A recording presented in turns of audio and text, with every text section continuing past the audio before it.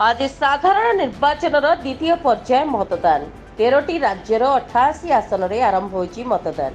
सकाळ 7टारू भोट ग्रहण आरंभ होइछि।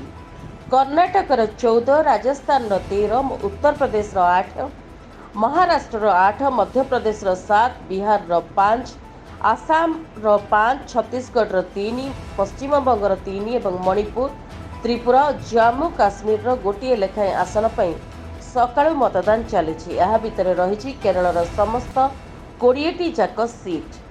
बीएसपी प्रार्थी मृत्यु जो मध्यप्रदेश बेतुल आसन में भोट होना। एसबू राज्य में प्राय 16 कोटी भोटर 1202 प्रार्थी भाग्य निर्धारण करेंगे।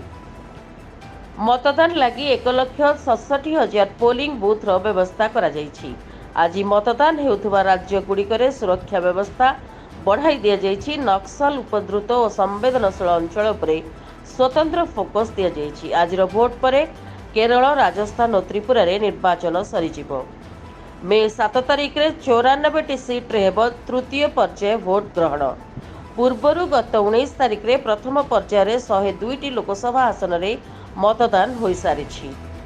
Bureau report, PS news Bharat.